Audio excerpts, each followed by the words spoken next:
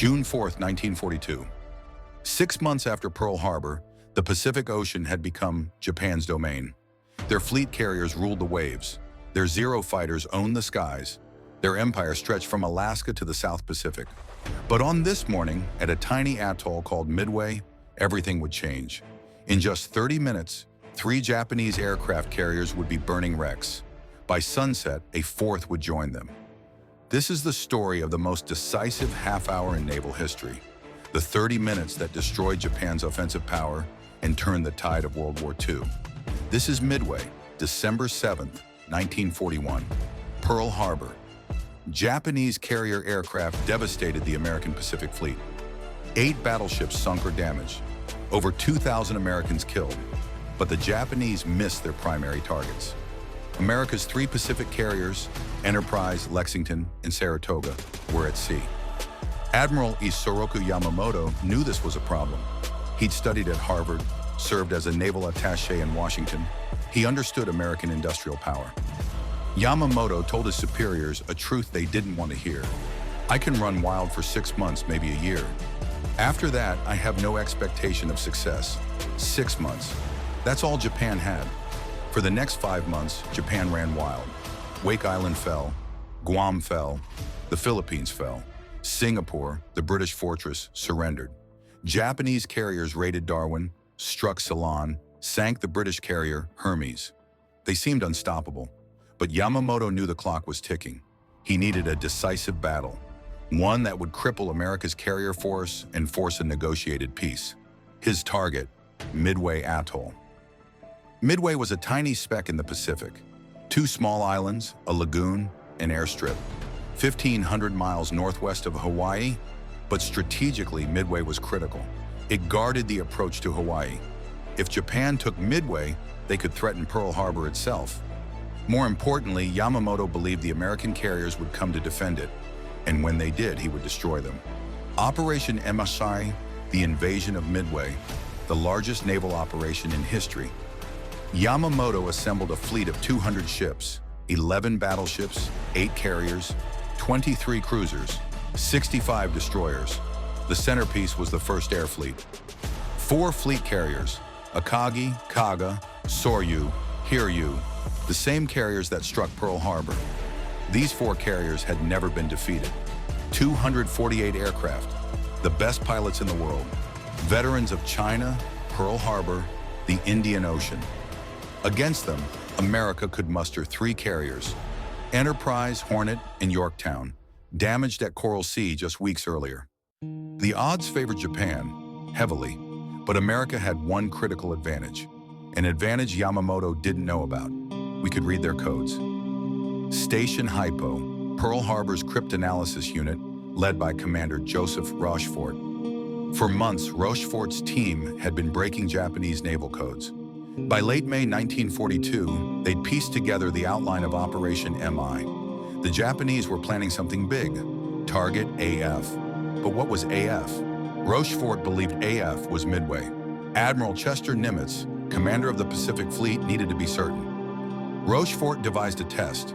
He had Midway send an uncoded message reporting their water desalination plant had broken down. 2 days later, Japanese intelligence reported, AF is short of water.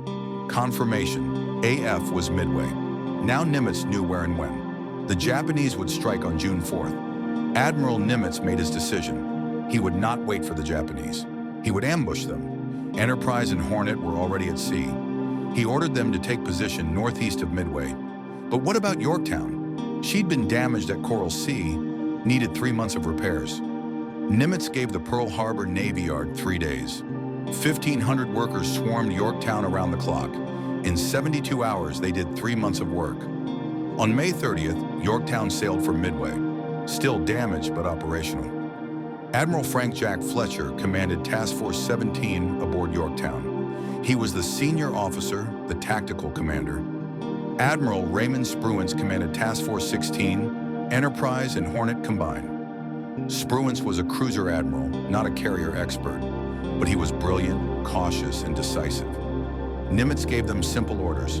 You will be governed by the principle of calculated risk. Translation, hit the Japanese hard, but don't lose the carriers. On June 2nd, the American carriers took position northeast of Midway, hidden by cloud cover, waiting. The Japanese had no idea they were there. June 4th, 1942, 4:30 a.m. 200 miles northwest of Midway, Vice Admiral Nagumo's carriers turned into the wind. Akagi, Kaga, Soryu, Hiryu, the pride of the Imperial Navy.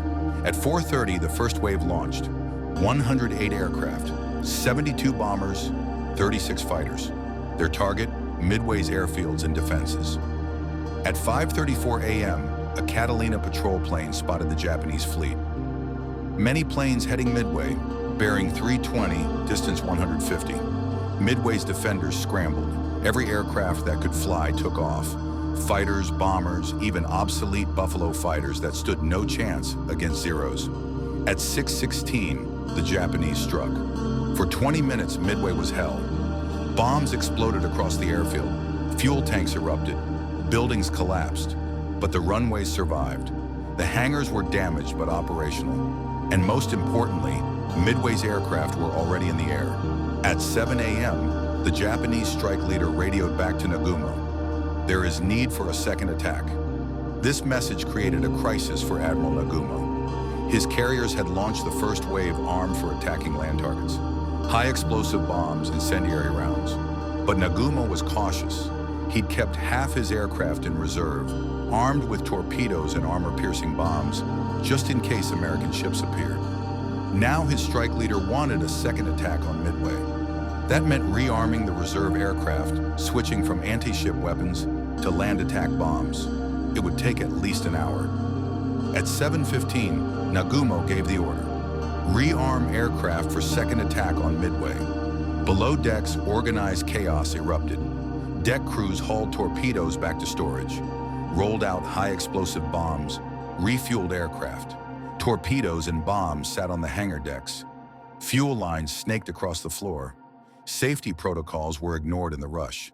The Japanese carriers had become floating bombs. Then at 7:28 a.m., everything changed. A scout plane radioed, "Sight what appears to be 10 enemy surface ships, American ships, northeast of the fleet." Nagumo demanded clarification. Ascertain ship types. Minutes ticked by. 7:35, 7:40, 7:45. His first strike was returning from Midway, low on fuel, some damaged. They needed to land immediately, but his decks were cluttered with aircraft being rearmed for the second Midway strike. At 7:47, the scout plane finally responded. Enemy force accompanied by what appears to be a carrier. A carrier. Nagumo faced an impossible choice. Land the Midway strike force or launch immediately against the American carrier. If he landed his planes, it would take an hour to respot the deck and launch. The American carrier might escape.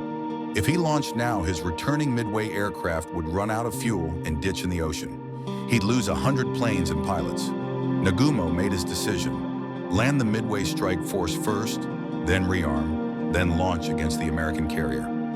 It was the cautious choice, the logical choice. It was also a fatal mistake. The American carriers had launched at 7 a.m. 116 aircraft. Torpedo bombers, dive bombers, fighters, everything they had. But carrier operations in 1942 were primitive.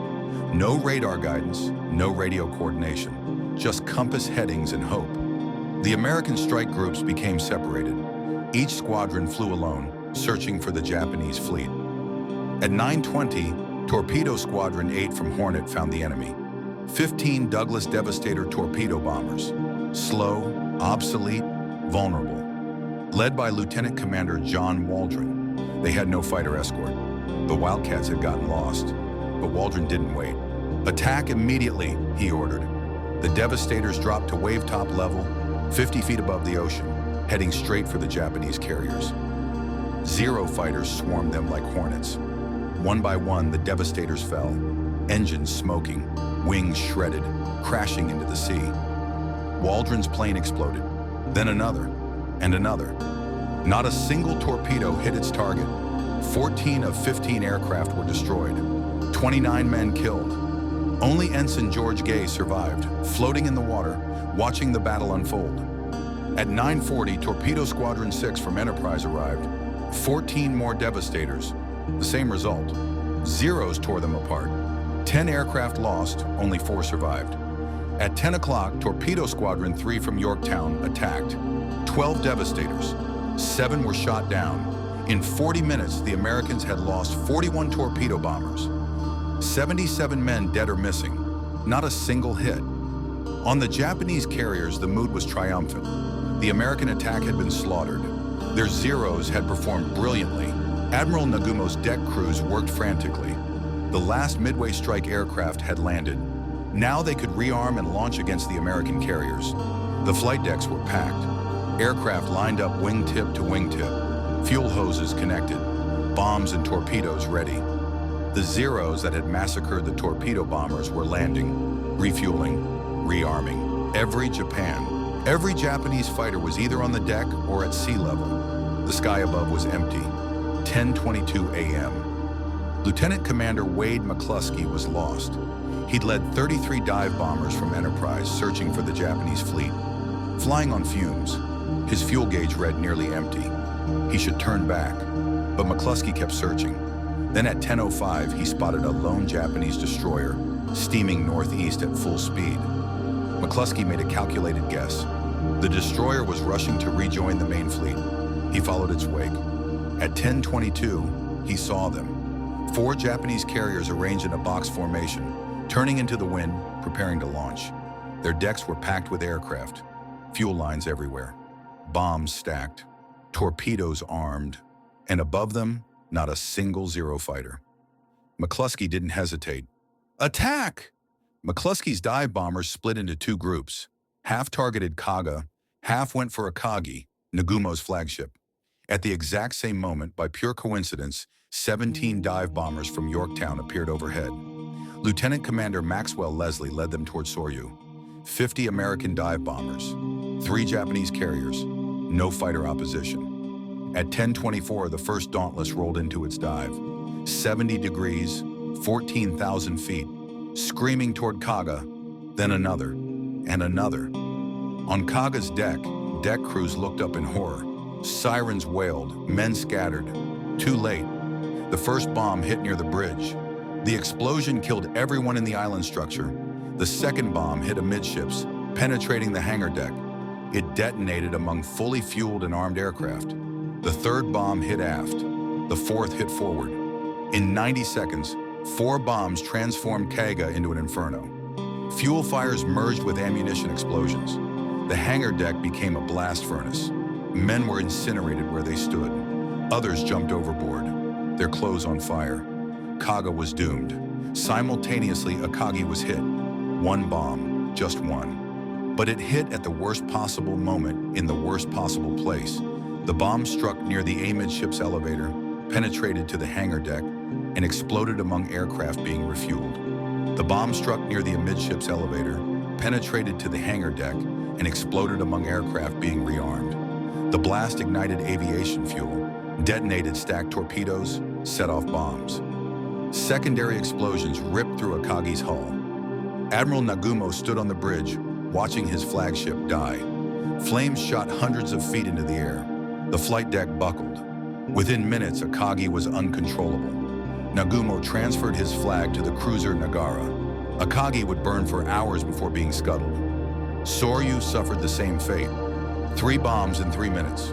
The first hit forward, the second amidships, the third aft. All 3 penetrated to the hangar deck. All 3 detonated among fueled and armed aircraft. Soryu's captain tried to save his ship.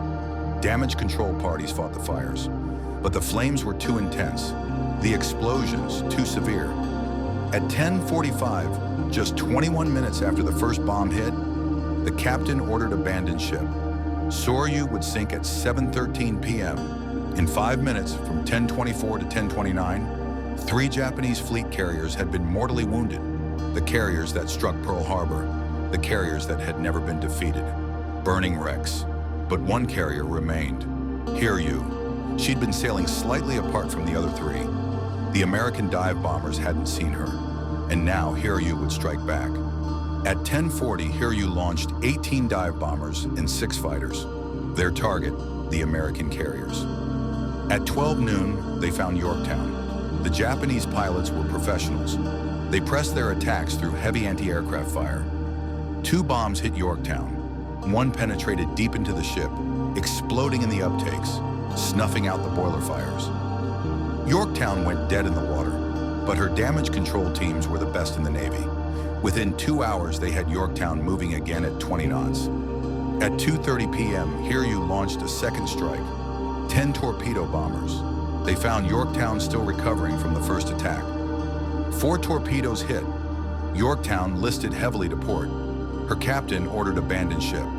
She would survive 2 more days before finally sinking, but Hiryu's victory was short-lived. At 3:30 p.m., American scout planes found Hiryu. At 5 p.m., 24 dive bombers from Enterprise attacked. 4 bombs hit. Hiryu's hangar deck erupted in flames. By evening, she was a burning hulk. Her captain ordered the crew to abandon ship. At 5:10 a.m. on June 5th, Japanese destroyers torpedoed Hiryu, sending her to the bottom. 4 Japanese fleet carriers. Gone in one day. Akagi, Kaga, Soryu, Hiryu, all sunk. With them went 248 aircraft and over 3,000 men. Japan's most experienced carrier pilots, irreplaceable, the men who had trained for years, who had perfected carrier operations, who had struck Pearl Harbor, Ceylon, Darwin. Gone. Admiral Yamamoto, commanding from his battleship Yamato 300 miles away, received the reports in stunned silence. His plan had failed. His carriers were destroyed. The invasion of Midway was impossible. At 2:55 a.m. on June 5th, he ordered the withdrawal. Operation MI was over. The Battle of Midway was the turning point of the Pacific War. Japan would never again take the offensive. They'd lost 4 fleet carriers they could never replace. American shipyards were already building the Essex-class carriers. By 1944, America would have over 100 carriers of all types. Japan's industrial capacity couldn't compete. Yamamoto had been right. He'd run wild for 6 months. Now that time was over. The battle had been decided in 5 minutes. From 10:24 to 10:29 a.m. on June 4th, 1942, 5 minutes when 50 American dive bombers caught 3 Japanese carriers with their decks full, their fighters at sea level, their ships vulnerable. 5 minutes of perfect timing, incredible luck, and extraordinary courage. The courage of the torpedo bomber crews who died drawing the Zeros down to the water. The persistence of Wade McCluskey, who followed a destroyer's wake. The skill of the dive bomber pilots who didn't miss. Midway proved that wars are not won by the side that strikes first, but by the side that strikes last. Japan had struck first at Pearl Harbor. America struck last at Midway. The Japanese had better pilots, better aircraft, more experience. But America had intelligence, determination, and industrial power. In the end, that made all the difference. Today, the waters off Midway are a grave. Akagi, Kaga, Soryu, Hiryu rest on the ocean floor, along with Yorktown. Thousands of men, American and Japanese, gave their lives in those waters. The battle lasted 3 days, but the war was decided in 30 minutes. The 30 minutes that destroyed Japan's carrier force. The 30 minutes that turned the tide. The 30 minutes that changed history. This was Midway.